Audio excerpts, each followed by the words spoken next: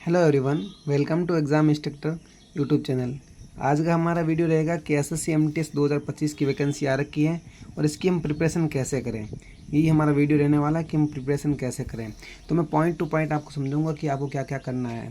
तो पहले आप समझ लो कि क्या क्या पॉइंट रहने वाले इस वीडियो में। तो इसमें रहने वाला है कि आपका एसएससी एमटीएस का सिलेबस क्या रहेगा, आपका पहला अटैम्प्ट है, आप बिगनर हो, नए हो या रिपीटर हो, दोनों के बारे में वीडियो है। कितने घंटे पढ़ाई करनी चाहिए, सबका डाउट रहता है। एग्ज़ाम में क्या गलती नहीं करें, तो आप जो गलती कर रहे हो बार बार, इसकी वजह से आपका सिलेक्शन नहीं हो रहा, बार बार एग्ज़ाम में आप रिपीटर बन के जा रहे हो, तो आपको ये गलती, इस वीडियो के बाद में आपको ये गलती नहीं करोगे।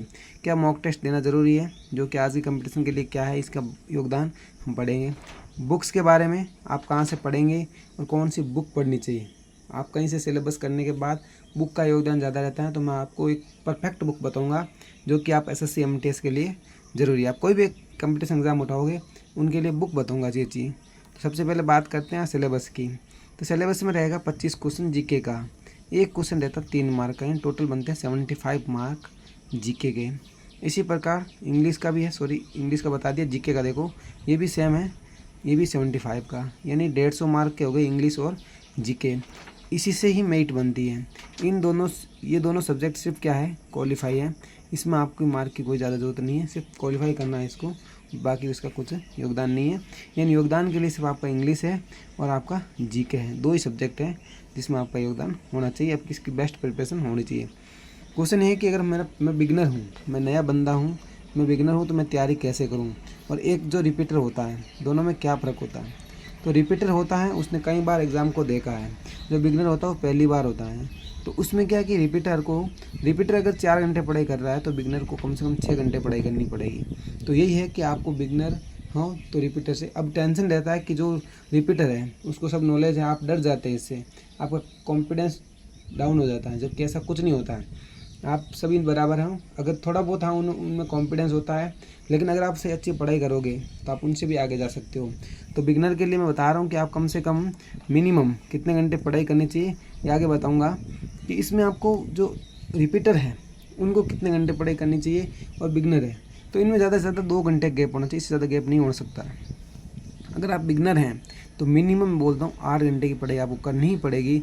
8 घंटे से कम आप पढ़ाई करके नहीं निकाल सकते एमटीएस, क्योंकि इसमें जीके और इंग्लिश हैं, दोनों ही योगदान सब्जेक्ट हैं और दोनों याद करना पड़ेगा। अब जीके में आप 100 अप टू 100% मार्क नहीं कर सकते हो, जबकि इंग्लिश में आप ऐसा कर सकते हो।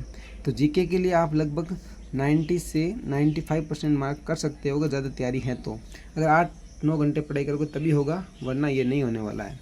तो बिगनर हो तो आपसे कम से कम 8 से 9-10 घंटे पढ़ाई करनी पड़ेगी। और आप पहले से रिपीटर हो, आपको अच्छा नॉलेज है, तो 5-6 घंटे पढ़ाई करके भी आप एग्ज़ाम को आराम से निकाल सकते हैं, कोई बड़ी बात नहीं है। एग्ज़ाम से पहले या एग्ज़ाम में क्या गलती नहीं करनी चाहिए। तो एग्ज़ाम में जो मैंने पेपर अटैम्प्ट करने का जो तरीका बताया, एक वीडियो बनाया है, उसमें ध्यान से देखना कि आप एग्ज़ाम हॉल में क्या क्या गलती करते हो। तो एग्ज़ाम से पहले क्या क्या गलती होती है। तो सबसे पहली गलती हो जाती है मॉक टेस्ट नहीं देते आप एग्ज़ाम के मॉक टेस्ट नहीं देते हो। मॉक टेस्ट नहीं देने से आपको सबसे बड़ा नुकसान है। आप लिख को नोट कर लो कहीं पे भी कि एग्ज़ाम में मॉक टेस्ट नहीं दोगे तो सबसे बड़ी गलती आपकी यही है। तो किसी भी एग्ज़ाम में जाने से पहले आप हमेशा एक मॉक टेस्ट जरूर दो। मॉक टेस्ट कम से कम मिनिमम, मैं एसएससी एमटीएस की बात करता हूँ, अगर आप 50 मॉक टेस्ट देके जाते हो फुल वाले, और जो ऑप्शनल हो गए, सब्जेक्ट वाले हो गए, वो तो कम से कम 100-150 आपको देने ही है। और आपको कम से कम फुल जो मॉक टेस्ट है 50 देने हैं। ये आपको गलती कभी नहीं करनी है कि आप बिना मॉक टेस्ट देके चले जाओ। मॉक टेस्ट का मतलब होगा आपने एक एग्ज़ाम देखा है। अगर 50 मॉक टेस्ट देते इसका मतलब आपने 50 बार एमटीएस का एग्ज़ाम दिया, नहीं आप बहुत, आपके अंदर कॉन्फिडेंस आ चुका है, सब कुछ चीज़ें हो चुकी है। और गलती क्या क्या होती बार बार, आप मैक्सिमम बुकें पढ़ लेते हो, बहुत ज़्यादा बुक पढ़ लेते हो, एक बार ही पढ़ते बुक को। जैसे आप कोई बुक लेकर आए, एक बार पढ़ा, फिर दूसरी बुक लेकर आ जाते हैं। तो ऐसा था नहीं कि एक बार पढ़ने से आपको याद हो गया। यानी आपको ध्यान ये रखना है कि एक बुक को 15 बार पढ़ना, ना कि 15 बुक को एक बार पढ़ना है।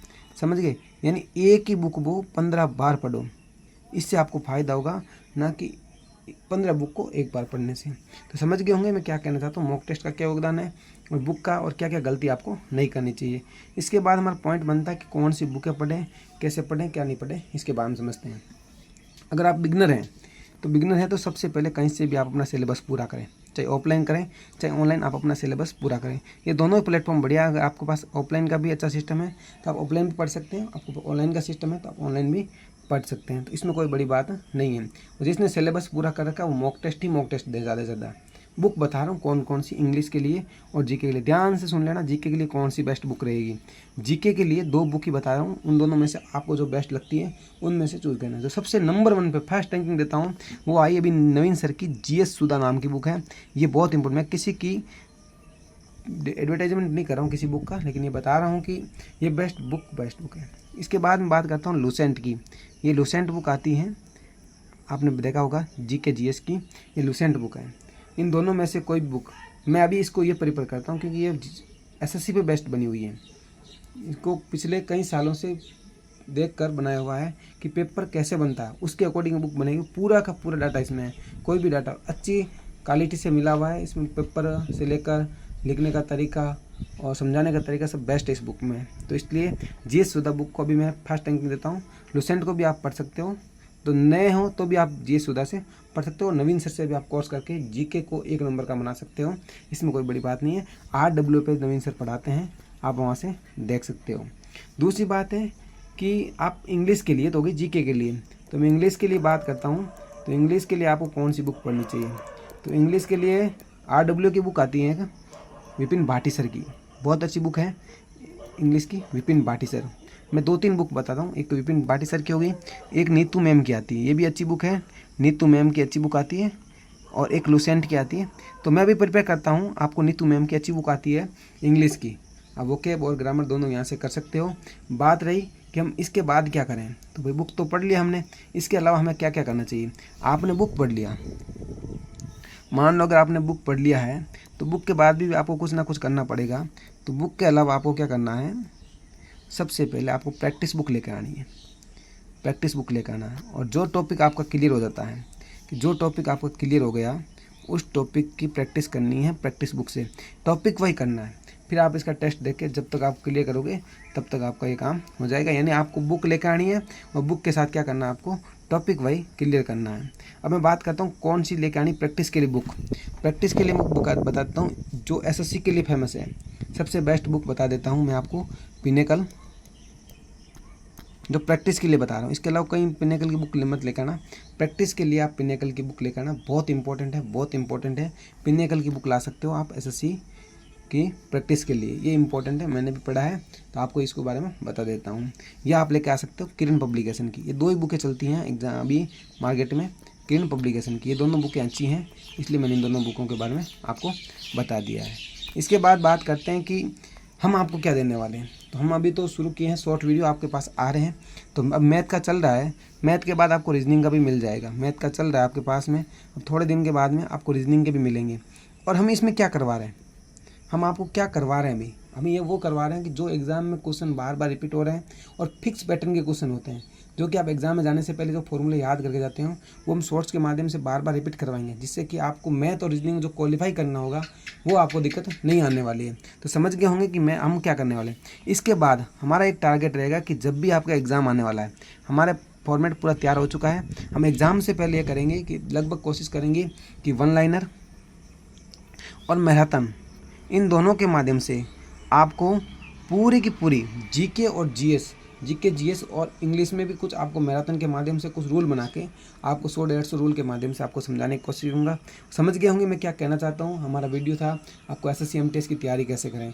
आपको कोई भी डाउट होता है कमेंट में ज़रूर लिखिए। आप हमारे चैनल पर नए हों तो सब्सक्राइब करें, और हमारे से क्या गलती हो रही है, हम आपको क्या चीज़ें आप तक सही डिलीवर कर पा रहे हैं, क्या आप हमारी चीज़ें समझ पा रहे हैं। अब आपको कोई भी गलती लगती है तो हमें ज़रूर बताएं। थैंक्स फॉर वॉचिंग, मिलते हैं अगले वीडियो में। आप बताइए आपको क्या किस चीज़ की ज़रूरत है, उस पर हम जरूर वीडियो बनाएंगे।